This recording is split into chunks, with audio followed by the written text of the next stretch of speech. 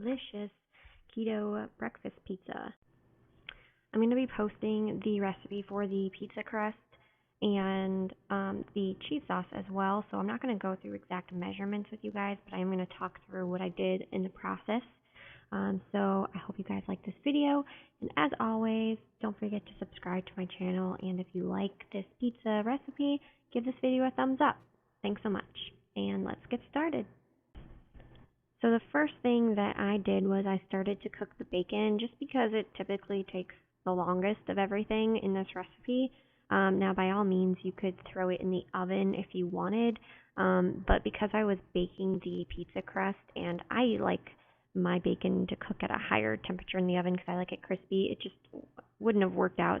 And so I just took it to the stovetop and I cooked it until it was really crispy so that it would be easy to crumble for the topping for the pizza. So while the bacon was cooking, I got started on the pizza crust.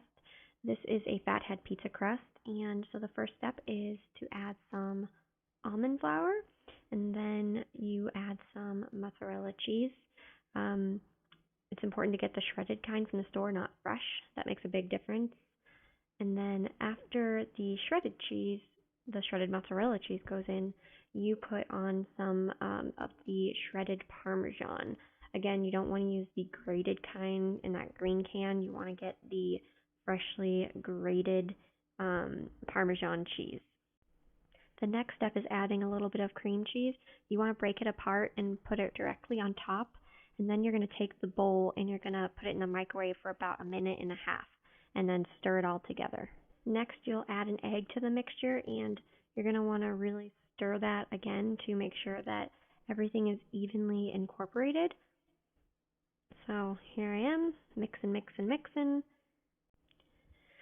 So now you're going to want to place the dough mixture on some parchment paper and then put another piece of parchment paper on top. I always like to kind of stamp it down and shape it first, and then I'll go in with a rolling pin. I just always feel like that's the easiest way to go about it.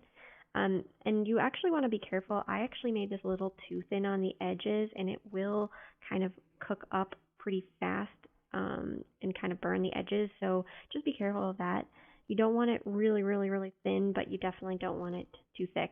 It's kind of hard to explain. I've made this pizza dough a bunch of times, and I've kind of gotten it down, and you will too. So then you're going to take that bottom parchment paper with the dough on it, and you're just going to stick it right into the oven and set a timer for 10 minutes. So when the pizza crust was baking, I got started on the cheese sauce, which was going to be the base for the pizza. So you want to put in the butter and wait until it's fully melted.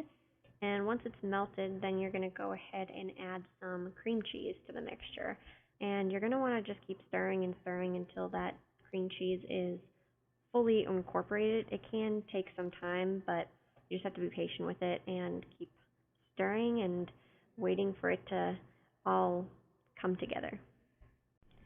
And once I got that cream cheese to be mostly incorporated, I went ahead and added some heavy whipping cream.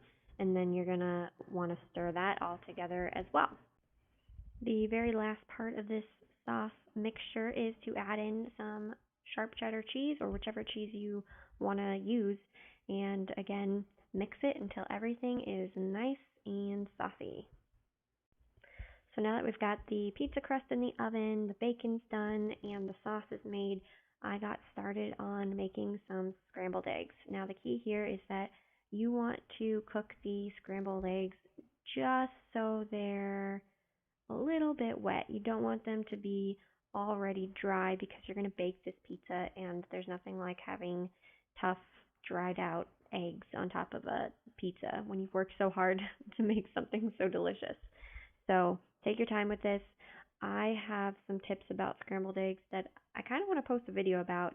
Giving me your guys' opinions because I feel like I've been making scrambled eggs for years and years, and I've kind of figured out the best way to make them. They always come out super, super fluffy and delicious. So one of my tricks is always to add a lot of butter to the pan, which is what I did in the beginning. And right here you'll see that I whisk them and I like to use heavy whipping cream in them because I feel like it just makes them that much more fluffy and yummy. So, poured the eggs into the pan, and like I said, I just cooked them scrambled until they were just barely cooked. So once that was done, the pizza came out, and you want to flip over the crust. This ensures that it is crispy. And like I said in the beginning, you can see the very ends I rolled out just a little bit too thin. So um, luckily, with this dough, it's kind of foolproof that it doesn't taste burnt. It actually just tastes like yummy, cheesy crust goodness. But just be careful when you're rolling out the edges. So I poured the sauce on first, and my husband was laughing at me the whole time. He did not understand why I was using a spatula. And the reason is that this sauce is actually quite thick. And for some reason, spatula for me, it just works easy. It's like the perfect way to ice a cake, but you're icing a pizza crust. So you're going to want to put the cheese sauce on first, and then after that, you're going to want to go ahead and grab your scrambled eggs that you just cooked and pour those suckers on top too. So I believe I used 5 eggs on this recipe. I think you could get away with 6 eggs too, but you're going to want to take the eggs and really just try to divide them out on the crust and spread them out evenly. Then you can top it with your favorite type of cheese. Again, I use sharp cheddar. Um, that's kind of one of my favorite go-tos for this pizza specifically. So I just took some shredded cheddar cheese, sprinkled that on top, and then you get to add your favorite toppings. For me, on this specific day, I decided to go with one of my all-time favorites, bacon.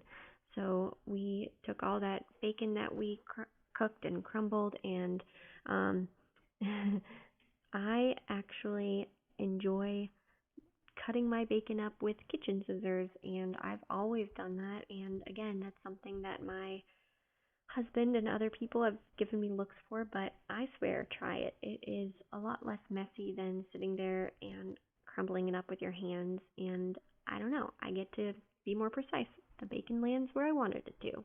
But besides the fact of my weird scissor cutting bacon, I do hope that you guys enjoyed this video. What I ended up doing was putting it back into the oven, baking it for an additional 7-8 minutes until everything was all melted, and this is what it came out. And let me tell you, it was delicious, and we ate it for 3 mornings in a row.